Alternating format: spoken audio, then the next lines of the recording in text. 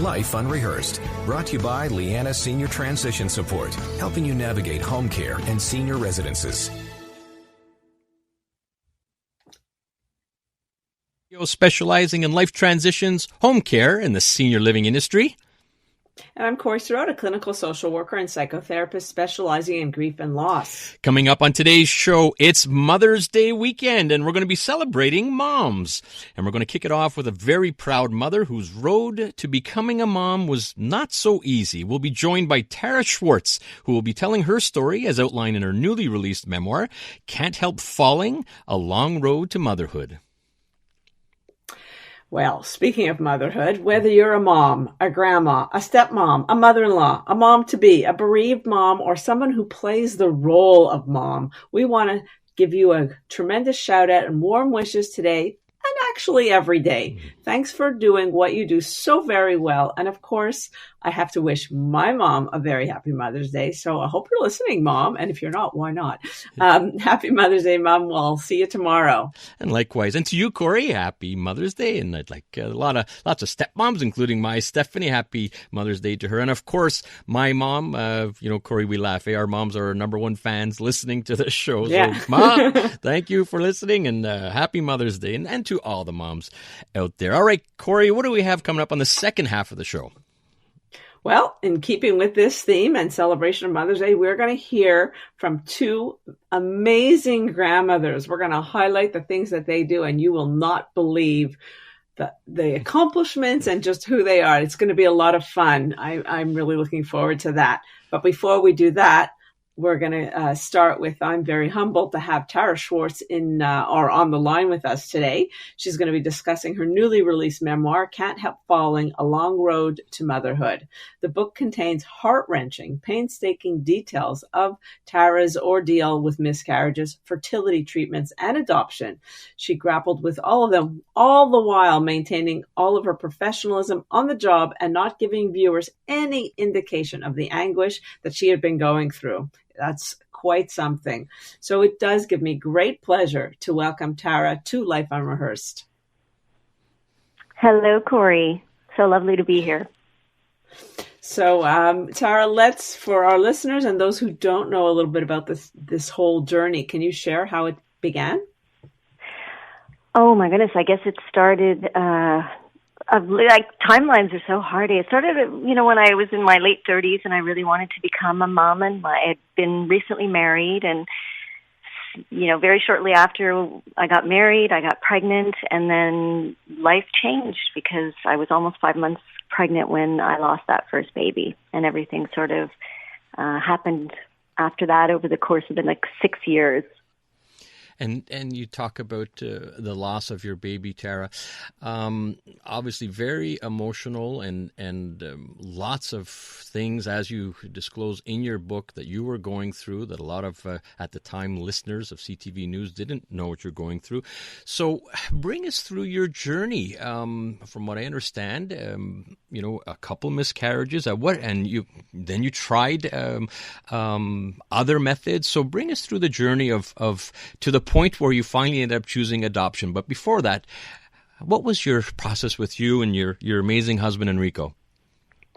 First of all, I didn't say hi to you, Matt. Hi, Matt. Hi, Tarah. Oh, thank you for coming on, and we do appreciate you. And by the way, I have to add in here before we even get started, Tarah.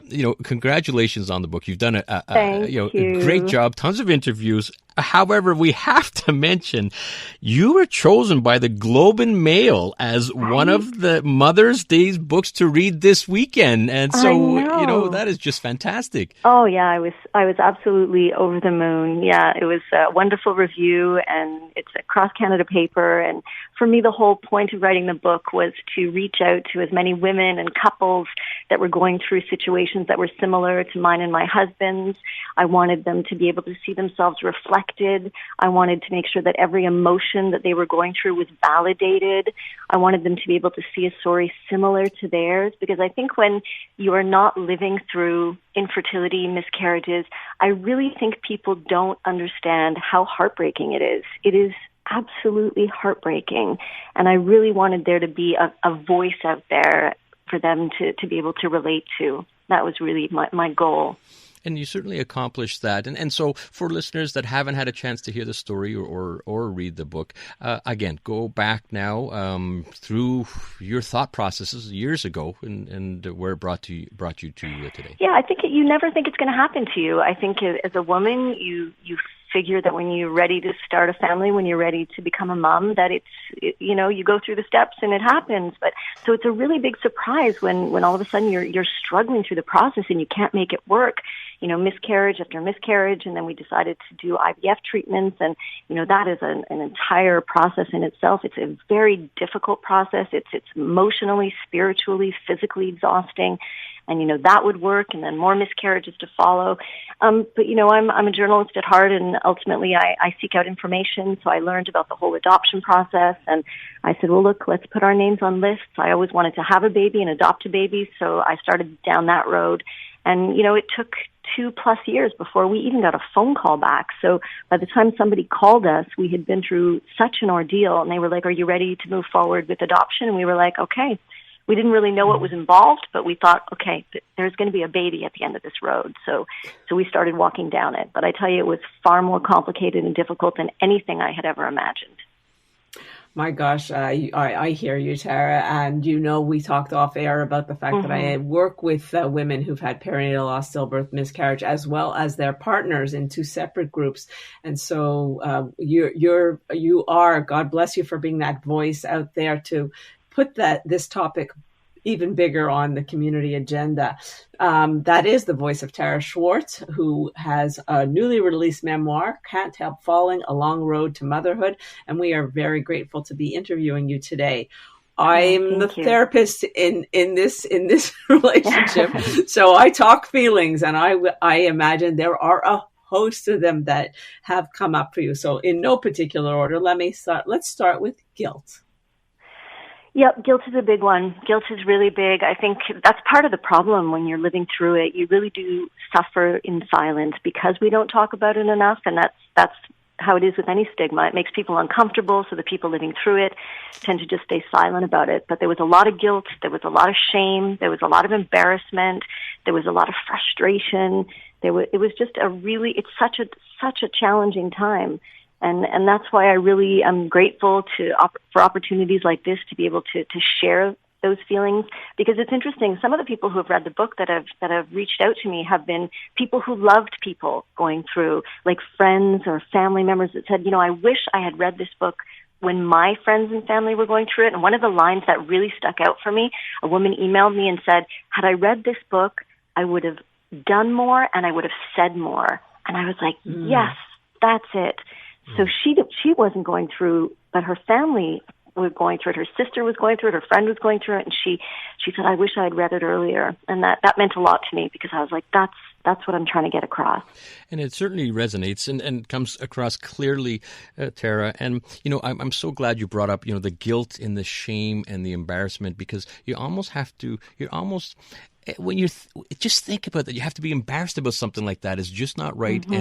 And you're bringing that out there. Unfortunately, our family went through this many years ago, and from a dad perspective, and this was going to be my first time dad, you do feel that guilt and shame and embarrassment, even more so because you're sort of the spectator in all this, trying to support your wife the best you can, but there is all that. And I'm glad you really addressed that. Now, Tarah, how did you wrote the book, very powerful, and it must have helped even with your own healing, I guess.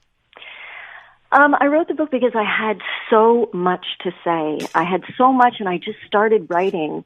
And I thought if I started writing, I would be able to put it somewhere, and I would be able to walk through the world a little bit lighter. And I just started writing and kept writing and kept writing. And then all of a sudden, I had an ending, and I thought, wow, I think I have the raw manuscript of a book, and I wasn't even sure what I was going to do with it, right? For me, it was just, I'd gotten it out, and there it was, and I sat on it for a couple of years, and then I went back, and I reread it again, and I looked at it again, had a couple of friends read it, and all of a sudden I thought, you know what? Maybe this will help somebody. This will help. Maybe this will offer a story of hope that someone needs. So I submitted it to the wonderful Linda Leith Publishing in Montreal and worked with them for a year. And then the book was born, and it's an incredible process, and I'm so grateful that this book is having a life. Well, you're helping tremendously, helping so many others. We have to head out to traffic, but Tarah, when we come back, I know from my own experience with working with bereaved people that everyone has their opinions. So I would like you to share some do's and don'ts. Welcome back to Life Unrehearsed. I'm Corrie Sirota, along with my co-host Matt Del Vecchio, and we are talking with Tarah Schwartz about her newly released memoir, Can't Help Falling: A Long Road to Motherhood. Tarah, everyone seems to have an opinion about your experience. I would imagine so. So I would love for you to share with us maybe some words of advice or wisdom about the kind of what you would recommend or suggest, some of the do's, some of the don'ts, when you're confronted with someone who is experiencing this. I would, because I know it's not easy for people when they have loved ones going through this. So I really do sympathize. But my absolute advice is to acknowledge the pain, because a lot of people, it makes them uncomfortable. So the go-to is they pretend that it doesn't exist. So just acknowledge it. Just saying, I can't imagine this must be really difficult for you. Can I help you? Do you need anything? Just acknowledging the pain can open up so many doors and windows. And it's so refreshing. It's such a relief when you're going through it for someone to say, I know this must be hard for you. Just acknowledging that. I would also say, if you love someone who's going through this, I would say be there. Don't be uncomfortable with the grief. I had one friend who stayed on the phone with me for an entire hour, and we didn't say a single word. So instead of her saying, look, I guess I'll let you go, call me when you need me, she just stayed on that phone with me, even though I was not saying a single word. And that meant a lot.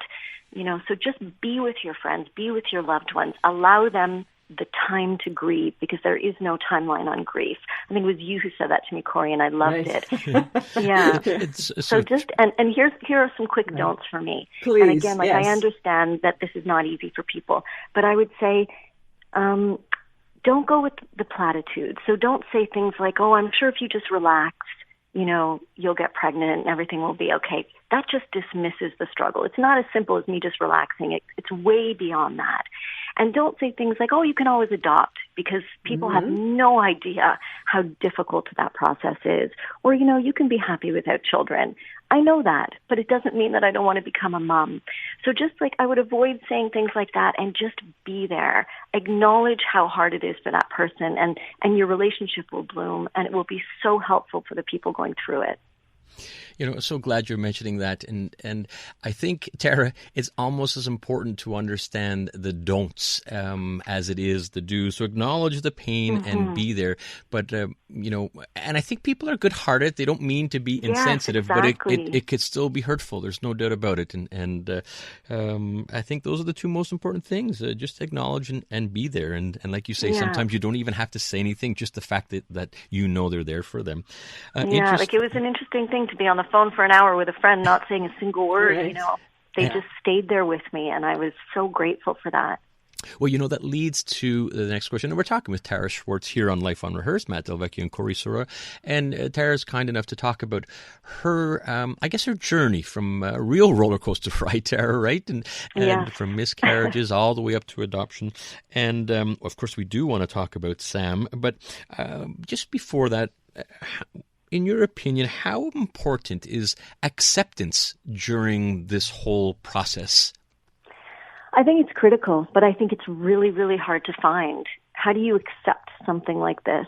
For a long time, I was asking myself, am I even supposed to become a mother with every single obstacle that was put in front of me? I thought maybe I'm just not meant to be a mom. And it's just a terrible way to feel. So I think acceptance is really hard, whatever that means for you. So for me, it was having to accept that I would not be able to carry a pregnancy to term. There's multiple ways that you have to go through it, but you need to find acceptance, because acceptance will eventually bring you peace. Such an interesting concept, because when you look at any grief theory, they often end with acceptance. And I'm like, I think maybe it's more about adaptation or adjustment to what I would like to call the new normal. And certainly you have taken your experience, and I'm really big on taking it, finding meaning when you can and you're able to, and look at what you're doing. So we talked about the do's and don'ts from people around you, but it's not that it's a do and don't, but people who are experiencing this, notwithstanding, and I think the whole concept of adapting and accepting is, what else can you help those people that are experiencing miscarriage, perinatal loss, stillbirth, and this whole process that you've gone through? Other words of advice? I would say that it's really important to hold on to hope, to hold on to yourself. And the truth is, Corrie, it's interesting that you say that, because people always say to me, oh, have you moved on? And I don't think I will ever move on. It just is who I am now. It changed who I was, and it is who I am now. And I say in my book that, my scars don't scare me anymore because they are not all I see. And for a long time that was all I saw in myself, and now that's not all I see. So even though I have my beautiful baby boy, it doesn't erase the grief and the pain and the sadness and the sorrow. That's just part of me now. I've just found a place to put it, and I think you probably relate to that a lot with all the women and the couples that you talk to. Without a doubt. Yes. I love what you were talking about when people say, and those that just be there. And I kept thinking, get comfortable with the discomfort. This isn't about you. Yeah. It's about helping somebody. It's not that it disappears. You have to find a place to put it, a way to live with it. Mm-hmm. Yeah, and then back to that acceptance part as well, Tarah. Now, we want to talk quickly about your beautiful son, Sam. We've seen lots of pictures in the news, and good for you. For it's very personal, and you're sharing what you've gone through in the adoption process. So, if you could quickly, I think Sam is he's 10 years old now, Tarah? Yeah, he just turned 10. Crazy, double digits. And so the adoption was in South Korea, if I'm correct. Yeah. And so at what age were you able to get Sam? We adopted Sam when he was 1. Most countries now you can't adopt before they're 6 months old because they try to encourage domestic adoption. But the truth is there's just way more children that need to be adopted than can house them in these countries. So he was 1 when we adopted him. Just amazing. We're going to have to wrap it up soon, Tarah. One last question for you. We've talked about miscarriages and now moving into adoptions. For those that are considering adoption, what words of advice would you have for them? Oh, that one's an easy one. Put your name on the list right away, because nobody's going to call you for several years. So in those several years, maybe you'll realize, you know what? I'm not going to go this path. And that's okay. Or maybe by the time you get that phone call, you will be so happy that phone call is there. It doesn't cost anything. All you need to do is find the adoption agencies affiliated with Quebec. There's multiple countries at different times. Put your name on all those lists and then wait and see what happens. Doesn't cost anything. It takes half an hour of your time. Just do it. And then when the phone call comes, you can decide for yourself what you're going to do. I love it. Oh, Tarah, thank you so much for coming on to Life Unrehearsed. We appreciate your time here on a Saturday on a wonderful Mother's Day weekend. And we thought, what better guest, when Corrie and I were talking about this, what better guest than yourself to have on Mother's Day weekend. So we do appreciate your time. Oh, I appreciate you both so much. You have a wonderful show. You're both absolutely incredible people. I really appreciate your time today. Thank you so much. Hey, Tarah, your show on Sunday is not too bad either there, Yeah. Thank you, Matt. You do a great job. All right, that's Tarah Schwartz. And Tarah is the author of Can't Help Falling, A Long Road to Motherhood. Such a great book. Pick it up if you can. All right, Corrie, what do we have coming up next on Life Unrehearsed? Coming up on Life Unrehearsed, in recognition of Mother's Day, we're going to have real talk with 2 very